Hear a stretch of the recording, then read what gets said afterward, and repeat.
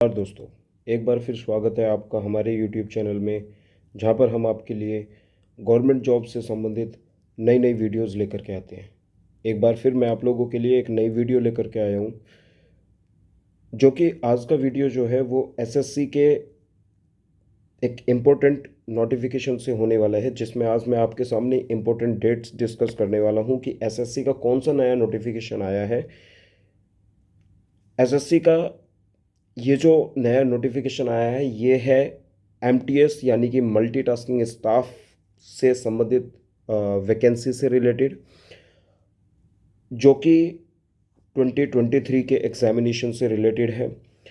तो वीडियो में अंत तक बने रहे। क्या इसमें एज क्राइटेरिया है, कितनी नंबर ऑफ सीट्स हैं, ठीक है, एप्लीकेशन फॉर्म कब से स्टार्ट होने वाले हैं और कब तक फिल किए जाएंगे, एप्लीकेशन फॉर्म की जो फीस है वो कितनी है, इन सभी क्वेश्चन के आप लोगों के जवाब के लिए इस वीडियो में बने रहे। इन सभी बातों के जो जवाब है मैं इस नोटिफिकेशन के माध्यम से आप लोगों तक पहुंचाऊंगा।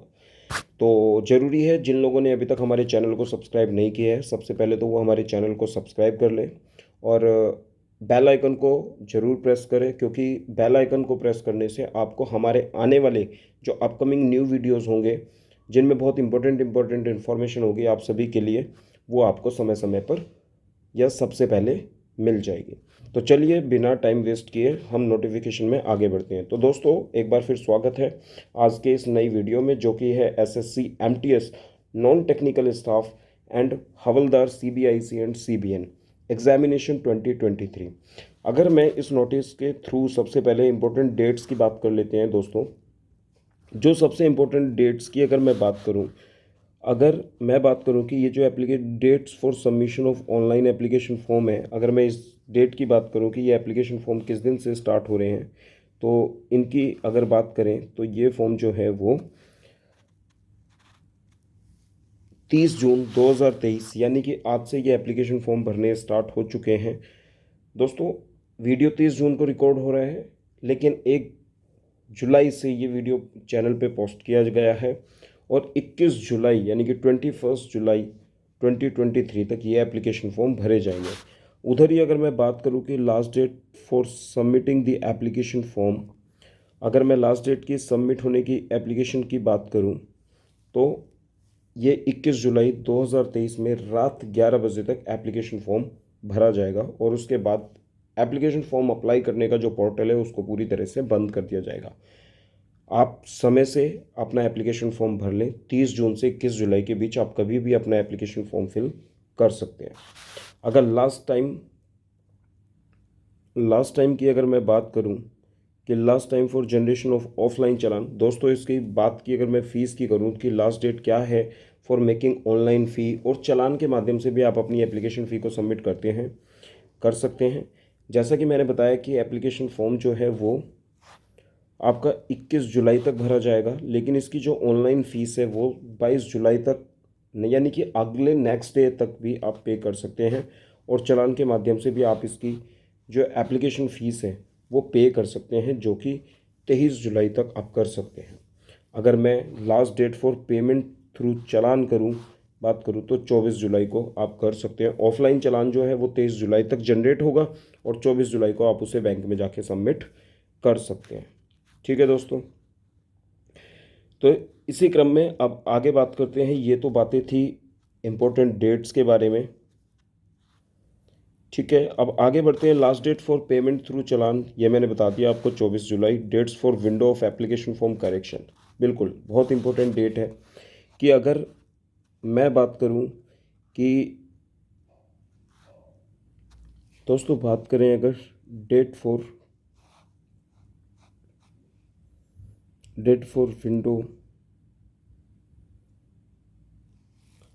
Window for application form correction and online payment of correction charges, जो कि है 26 जुलाई से 28 जुलाई तक, यानी कि आपको 26, 27 एंड 28 3 दिन आपको जो है अपने एप्लीकेशन फॉर्म में कोई भी करेक्शन करने के लिए दिए जाएंगे। ठीक है, जो एग्ज़ामिनेशन मोड है वो पूरी तरह से कंप्यूटर बेस्ड एग्जामिनेशन होगा और सितंबर में ये एग्ज़ाम कंडक्ट कराया जाएगा।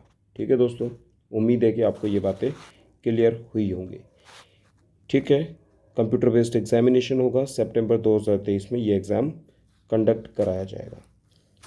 नोटिफिकेशन में आगे बढ़ते हैं कि और क्या क्या चीज़ें इन्होंने कही हैं। अगर मैं बात करूं दोस्तों नंबर ऑफ़ वैकेंसीज़ की, कि वैकेंसीज़ कितनी हैं, अगर इस नोटिफिकेशन में बात की जाए कि tentative vacancy for the post are under MTS यानी कि मल्टीटास्किंग स्टाफ में अगर बात की जाए तो लगभग 1200 पोस्ट हैं, 1198 वैकेंसीज दी गई हैं। और हवलदार इन CBIC एंड CBN इसमें 360 एस्टेरिस्क मार्क बनाए हैं और वहाँ पे हैश बनाए हैं। इसका मतलब क्या है, डिटेल्स ऑफ वैकेंसीज ऑफ हवलदार in CBIC and CBN are given at annexure, इसमें दी गई है एनेक्सर 18 के अंदर। Updated detail vacancies will be made available on the websites.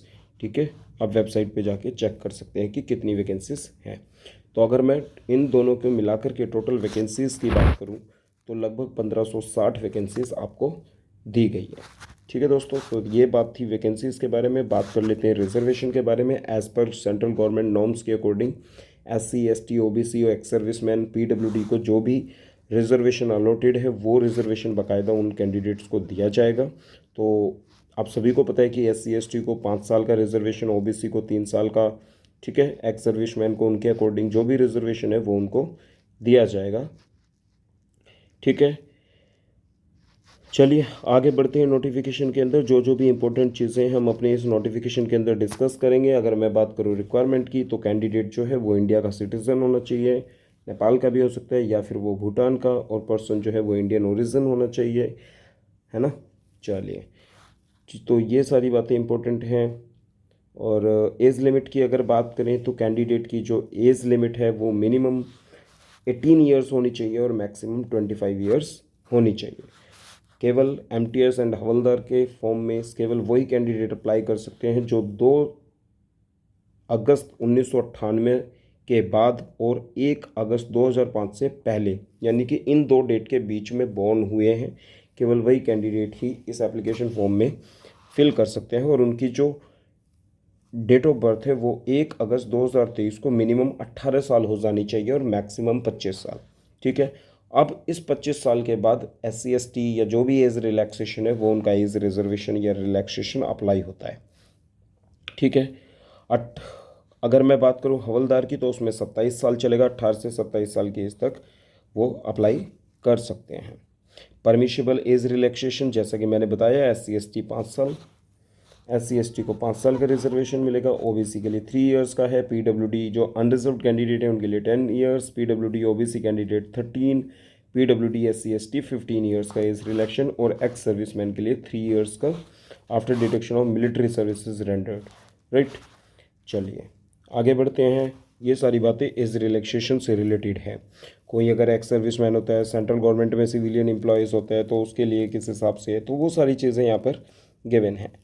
अगर डेट ऑफ बर्थ की बात करूं, date of birth filled by the candidate in the online application form and the same recorded in the matriculation और secondary examination certificate will be accepted by the commission. भाई आपकी जो date of birth है जो candidate application form में देगा वो date of birth वही होनी चाहिए जो आपके मैट्रिकुलेशन के सर्टिफिकेट में है, और कमीशन भी उसी को एक्सेप्ट करेगा। ठीक है, for determining the age and no subsequent request for change will be considered. और उसके बाद कोई भी रिक्वेस्ट आपकी कंसिडर नहीं की जाएगी, ना ही ग्रांट किया जाएगा उसको।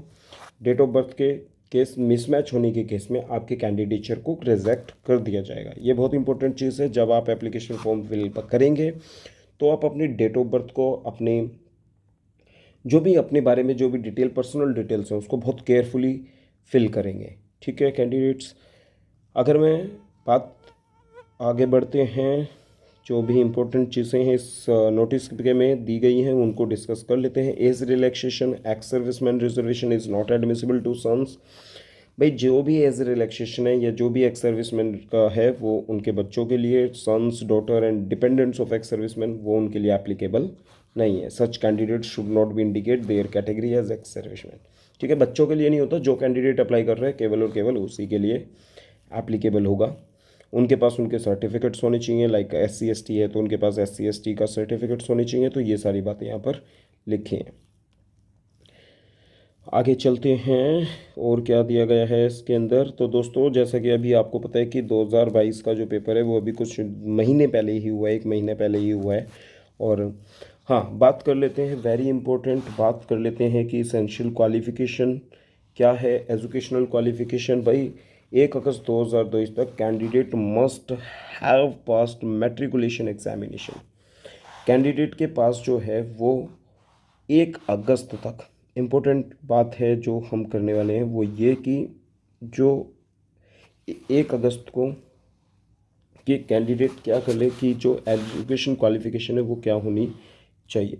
अगर कैंडिडेट की क्वालिफिकेशन की बात की जाए तो the candidate must passed matriculation examination और date 1 August 2023।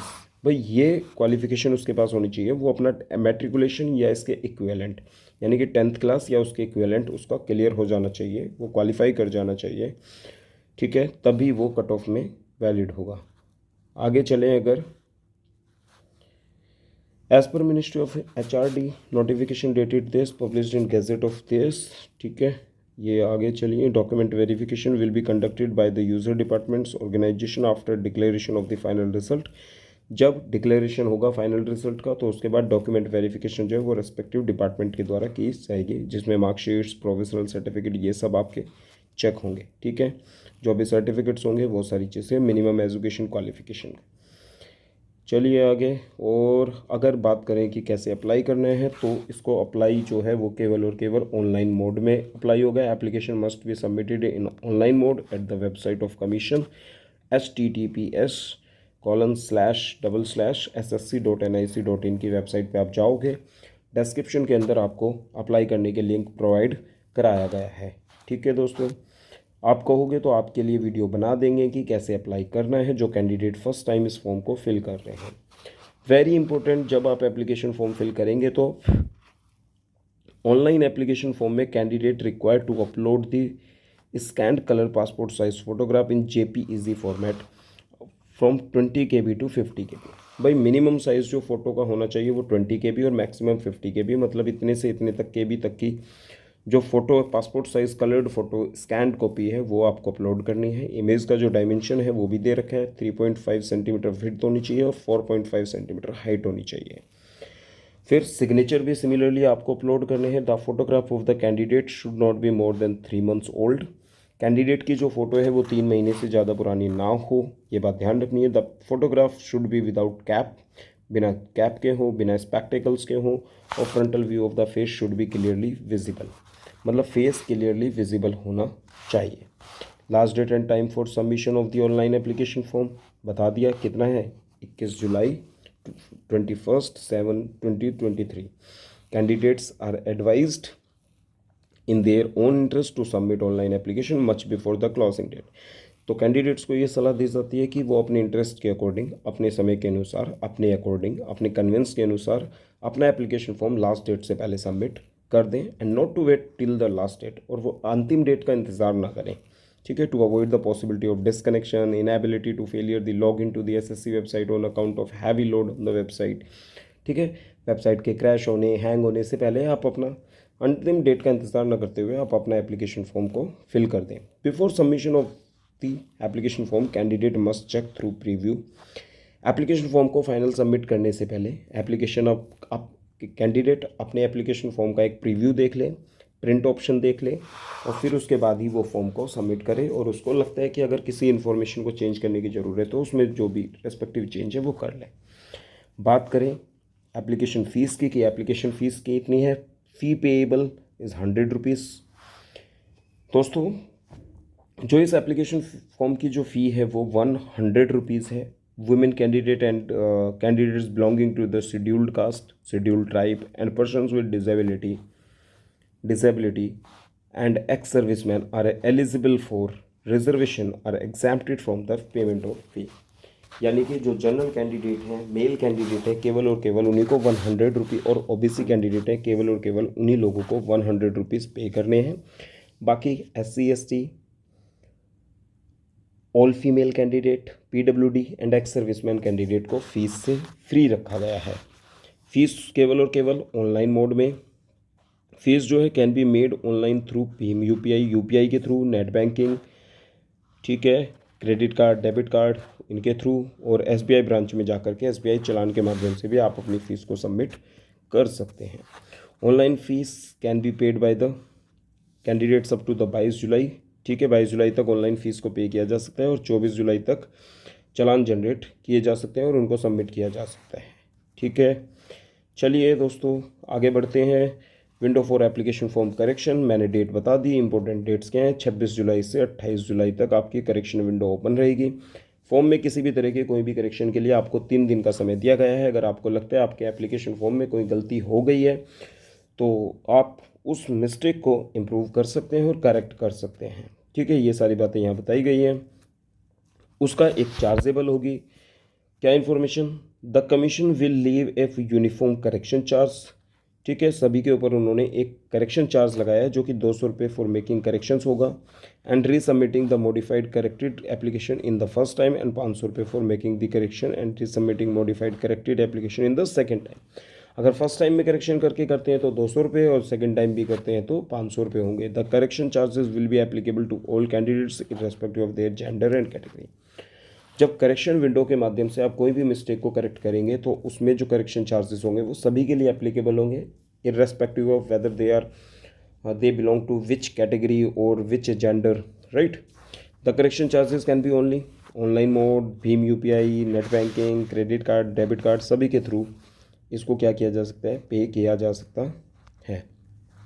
Application correction charge is not received by the application form is shown as incomplete. जब तक आप करेक्शन चार्जेस को पे नहीं करेंगे तब तक आपका एप्लीकेशन फॉर्म जो है वो इनकम्प्लीट माना जाएगा। सेंटर्स ऑफ एग्जामिनेशन की बात करूं तो these are the following examination centres, ये बनाए गए हैं, यहाँ पर आप अप्लाई करोगे। ये अलग अलग बोर्ड्स हैं एसएससी के जहाँ पर आप अप्लाई करेंगे, ठीक है। चलिए अगर स्कीम ऑफ एग्जामिनेशन की अगर मैं बात करूं, examination will consist of a computer based examination, physical efficiency test and physical standard test only for the post of havildar. भाई एग्जामिनेशन जो होगा वो कंप्यूटर बेस्ड एग्जाम होगा। उसके बाद जो आपका पोस्ट ऑफ हवलदार है उसके लिए आपके फिजिकल एफिशिएंसी टेस्ट होगा और फिजिकल स्टैंडर्ड टेस्ट होगा। Computer based examination will be conducted in Hindi, English and 13 regional languages जो ये दी गई हैं। इन लैंग्वेजेस में ये एग्ज़ाम होगा। Schedule of examination indicated in notice tentative. Notice के अंदर जो एग्जामिनेशन की डेट दिखाई गई है कि सितंबर 2023 में, डेट नहीं दिखाई है, मंथ दिखाया गया है, वो एक टेंटेटिव है, वो आगे पीछे हो सकता है, कभी भी शेड्यूल किया जा सकता है। कैंडिडेट को इसलिए सलाह दी जाती है कि वो कंटिन्यूसली क्या करे, कमीशन की वेबसाइट को गो थ्रू करता रहे ताकि उससे कोई भी अपडेट जो है वो जल्द से जल्द मिल जाए। बाकी न्यू अपडेट्स के लिए आप हमारे चैनल को फॉलो कर लें, सब्सक्राइब कर लें, ठीक है। आपको यहाँ पर भी आपको सारी अपडेट्स मिलती रहेंगी। There shall be no provision for revaluation और रीचेकिंग का कोई प्रोविज़न यहाँ पर नहीं होता है। No correspondence in this record shall be entertained. In case of any difference, discrepancy, dispute in the questions between English and the opted language, the content of the English version shall prevail. भाई अगर कोई दिक्कत होती है Hindi, English या किसी other language में question को समझने में तो इंग्लिश वाला कंसीडर किया जाता है। अब बात करते हैं कंप्यूटर बेस्ड एग्जामिनेशन के फॉर्मेट की कि क्या फॉर्मेट रहने वाला है। भाई ये वाला जो एग्ज़ाम है वो 2 सेशन में कंडक्ट किया जाता है। पहला सेशन है numerical and mathematical ability, reasoning and problem solving ability. इसमें 20 क्वेश्चंस के 2 सेक्शन, 2 पार्ट होने हैं। सेशन 1 के अंदर एक न्यूमेरिकल एंड मैथमेटिकल एबिलिटी होगा जिसमें 20 क्वेश्चंस आएंगे, 60 मार्क्स का होगा, 3 मार्क्स पर ईच क्वेश्चन होगा। रीजनिंग में भी 20 क्वेश्चंस आएंगे, 60 मार्क्स के होंगे और इस सेक्शन को सॉल्व करने के लिए आपको 45 मिनट्स दिए जाएंगे, ठीक है।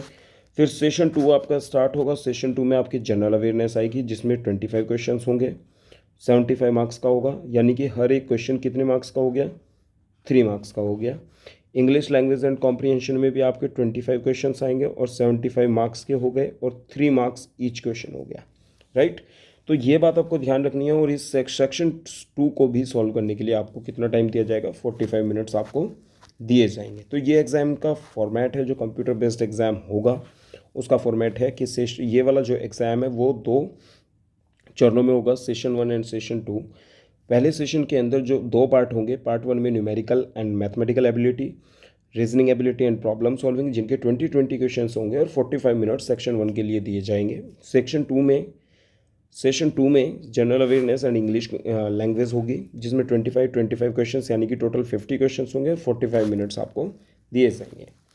Computer based examination will be conducted in 2 sessions, session 1 and session 2 on the same day, उसी दिन होगा। Both sessions will be mandatory, ठीक है। दोनों ही सेशन को अटेम्प्ट करना बहुत ज़्यादा ज़रूरी है। Not attempting any session will be disqualifying the candidate. Candidates को फर्स्ट सेशन को सॉल्व करने के लिए 45 मिनट मिलेंगे और सेकंड सेशन को भी सॉल्व करने के लिए 45 मिनट्स मिलेंगे। और अब 45 मिनट्स के बाद सेशन 1 अपने आप कंप्लीटली क्या हो जाएगा, ऑटोमेटिकली क्लोज हो जाएगा। Immediately after completion of the session 1, session 2 will start. Session 2 will also be for 45 minutes and immediately on completion of 45 minutes session 2 will and computer based examination will come to an end, ठीक है।